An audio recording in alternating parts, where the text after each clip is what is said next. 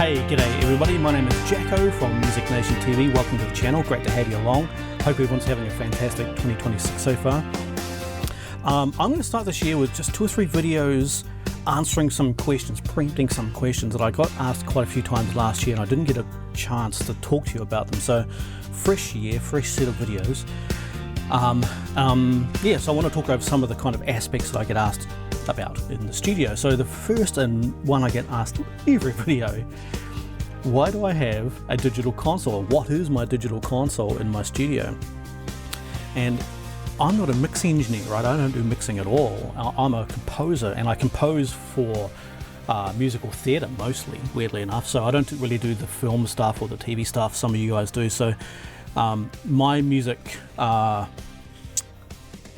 palette, so to speak, is very broad and it tends to be a lot of orchestral stuff and rock pop music, right? So it's kind of got all the elements going on, so it's quite fun, you know.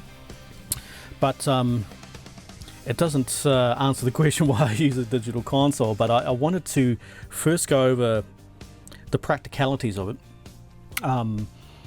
This is a PreSonus StudioLive 32SX. It's got 32 channels in and 32 channels back to the door, right? So they're mono channels, so it's 16 channels technically, 16 stereos either way. Which in the world of DAWs is kind of crazy because like a DAW is unlimited. Like I can run 1,000 tracks on my DAW, you know, and this only has 32. It's like, whoa, why would you do that? Now, if you're kind of a bit old school, like if you'd spent time in analog recording studios, like I was kind of brought up in the 80s actually working in them, and that's kind of my background. You kind of have a longing really to have a console, and maybe younger engineers or composers don't quite understand this, but having it like a tactile surfacey that you can actually reach over and touch is actually quite a comforting thing. So weirdly enough, so I just like the idea that I can reach over and actually grab a channel without having to kind of search through my DAW's mixer and trying to find out what's going on. It's just a lot easier when it comes here. And since, like, one of the main, for me, the main benefit, weirdly enough, and it's going to sound very strange, is this limitations, right? So thousands of tracks down to 16 stereo tracks, plus a bunch of subgroups, right? But basically 16 tracks, which is very strange because what you need to do is, again, this is purely from a composing point of view, not a mixing point of view, right? So as a writer, you need to kind of limit the way, or maybe limit's not the right way, but just kind of be very aware of pushing a bus too far, so to speak. So for instance, say with guitars, right? It's tempting to just lay all your guitars up until you get like 30 tracks of, you know, fantastic wall of guitar. But the problem is, if I don't change my template too much, that has to kind of be converted down to a stereo bus send to this mixer, right? And while that's perfectly fine, you can submix inside the DAW. It makes you you've got to be a lot more careful about things like harmonic overtones, about comb filtering, about just layering bass on bass on bass, and especially mid-range with guitar, you know, because the desk only has the 2 channels coming in, which will be EQ'd and compressed inside the desk, right? So I'm EQ'ing and compressing 30 plus layers of guitar, right, which is tricky. So what I'll do as a writer, if I ever get to the start, I'm getting all these kind of layers of instruments. I stop and think, okay, do I really need more guitar? No. I haven't done any cello, and cello kind of sounds a bit like guitar, right? So I'm going to kind of change my focus over the cello and reduce these guitars down, or maybe a bassoon, which has a similar kind of reach to them, maybe, you know. So I'll push a bit of the writing towards the bassoon. So I'll try and balance out the sound stage a wee bit more. So instead of 30 tracks of guitar, I'll drop it down to 2 tracks, but have more cello and more bassoon as an example, right, to kind of balance out the sound. So I'm always thinking like that. And as a writer, the limitation is actually very enabling. It's strange, and you just have to go with me on this one. When you've got the self-imposed limit and you kind of reach it, it makes you think broaden out instead of really focusing on just being a rock guitar song. It's like, okay, I'm going too heavy with this particular instrument.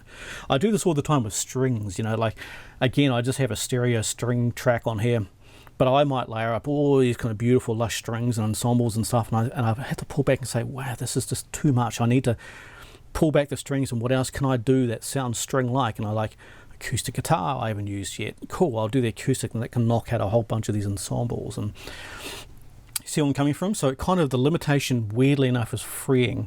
So let me just kind of show you how a typical, I use two screens here, as you can see maybe from this camera. So this one at the top here is my DAW sequencer. And then down the bottom, this whole screen is taken up by the mixing console with this thing over here. I'll just drag this up here. But they're running at different resolutions, so my recording software gets a bit kind of goofy if I try to record both screens at once. But anyway, so this is what the console looks like downstairs there. And let me just, actually, I'll get a track playing here. Should be something working. Yeah. So let me just turn this down a touch.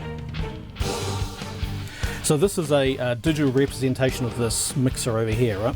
And you can see obviously all the channels are bouncing around, and if I move a channel over here, it moves it on screen, right? We all know how, just put this down, we all know how, you know, these kind of things work. So basically I have this running down here all the time, and it's exactly like the mixing console in Reaper or Cubase or whatever you use, right?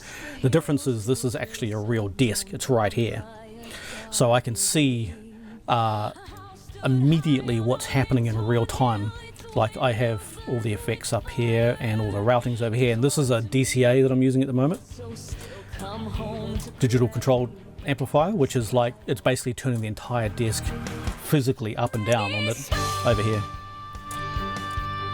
I'll just leave it down there a wee bit so we can hear.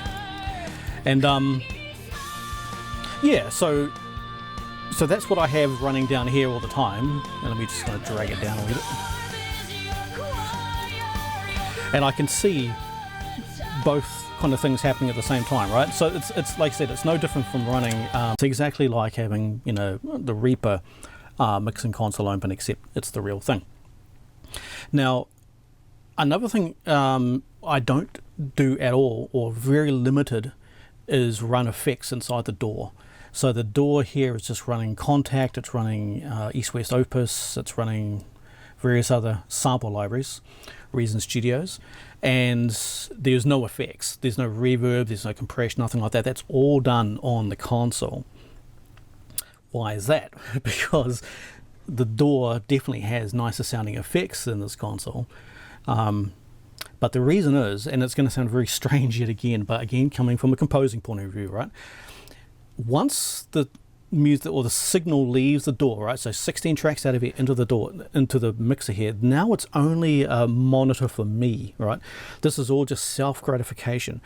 So I use the EQ and the compressor and the limiter and the reverbs and the delays, all that kind of stuff on here, so I can hear it myself. It's not coming anywhere near the DAW, right? It's all just here. Oh, I run 3 mixers on here too. I have a stereo mix, which you were just listening to. I have a mono down mix, which is a mono compatibility mix, which I like swapping back and forth between. And then I have a third mix, which goes over here to this DBX Quantum 2, which is a mastering processor. And this is set up with a template, which gives me like a very compressed and limited kind of a mastered radio mix, right? It's very emphasized, and it's only just so I can hear. And it's, again, it's not from a mixing point of view, it's from a writing point of view. I like to hear these different versions so I can see, my bass is too strong, am I too heavy on the piccolo? Like piccolo, weirdly enough, is an instrument really, really hard to get right in the mix, and hearing them in different circumstances like this really kind of makes them shine. And not necessarily from a mix point of view, more from a, is it being overplayed point of view? You know, am I using it too much, or is there not enough? You know, why can't I hear the clarinets, for instance, right?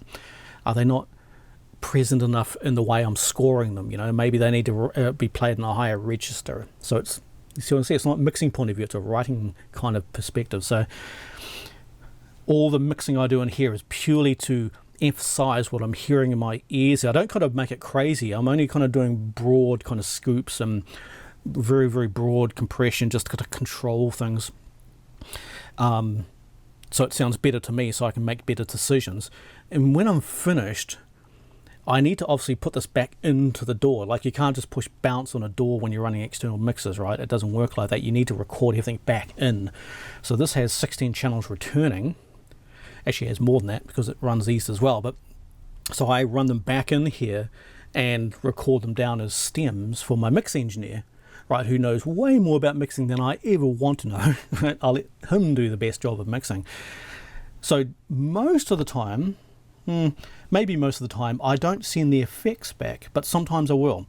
The reason is I don't really want to kind of color the sound that he needs to mix with my garbage, but sometimes I do. Sometimes I've made critical decisions with EQ and reverb and things like that. Well, not reverb, but EQ and compression.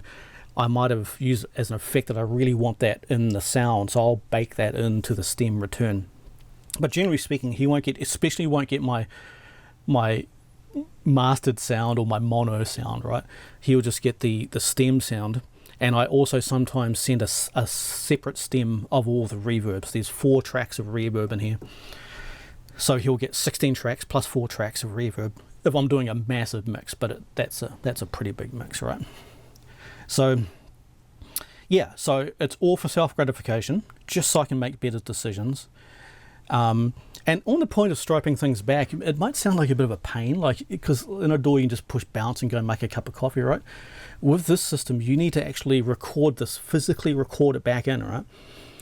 Which is funny, because it's like your last line of defense, right? You've done this track, it all sounds great, you listened to it 100 times, really smicking happy with it. Now it's got to go back, and you know that when you're striping this in, this is the track that's going to go to radio, right? This is the historic event.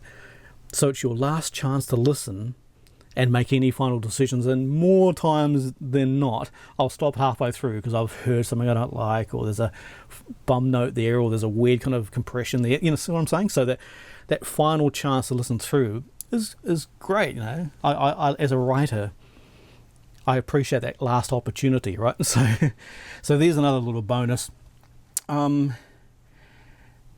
think that's basically it. Yeah, for me, though it is a bit more pain to set up initially, I would grant you that, and you need to basically project by project set it up in here, but it's not that complicated, because I can go deeper into how to set up templates if you like later, but yeah, you need to preset, but it's not like a frustrating thing. It's kind of like it's a good thing for your head to get everything set in here, getting everything named, get it named in here, kind of preset out what I'm wanting to be using, like usually bass, guitars, all the drums, get it set out separately and stuff.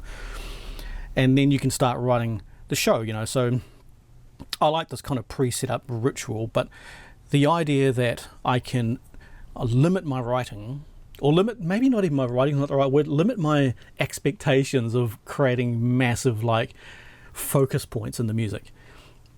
When it starts taking over, I was like, oh, I need to pull this back just a wee bit. And I always do this with the guitars, right? You always want a lot of guitars, but if I can pull it back to having 2 guitars, right, left and right guitars, that's really good for me. But like, say this track you were just listening, that's running 4 guitars, which is a lot.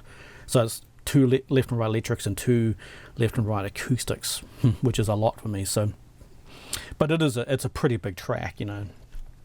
But things like that, you know, if I can limit my choices, I love that about it. The fact that I can tactile grab it, do stuff with it, physically touch things to make compression, EQ and all this kind of stuff, purely for my own kind of listening pleasure. The fact I can insert stuff at will, especially with the dynamic process over here, is so nice. And I've got a few external synths as well, which actually, and the montage here, which is all patched in here. So it's all just nice to be able to do that. Have microphones. Certainly if you're recording bands and things like that, you have to have a mixer if you're having players over, right? So that side of it, of course. And then the final, being able to kind of stripe it back in, give it the final, you know, master listen to it. Are you super happy with it? So, and then resist the temptation of using any processing whatsoever in the DAW, and trust your engineer, right? Send this through to the mix engineer. I use a guy online who's incredible, and they will never complain about getting a raw track from you, right? They will always complain when you give them mixed and limited and processed track with them to then further somehow mix. All right, so they don't want that. So so there we go. That's why I use an external digital console. So chuck me any questions. I know this is a bit weird for a lot of people. Actually, the next couple of videos might kind of I do some really weird things here. So I mean, you might pick up on a few kind of systems that I use and run with them, which would be, I'd love to hear how you do it. But chuck me any questions specifically about how I interface the mixer, how I set up templates. I'd love to talk about that if you're into it. Routing is a bit of a bear with it, I won't lie. So, and inserts and stuff, you know, I don't know, chuck questions, anything about mixing consoles, chuck it in there. But stay tuned to the channel. I'm going to do a few more videos now and about other processes in my studio. So thanks for being part of it. I hope you're having a great time, and stay tuned. Make sure you subscribe and stuff. We'll see you in the next video. Okay, bye.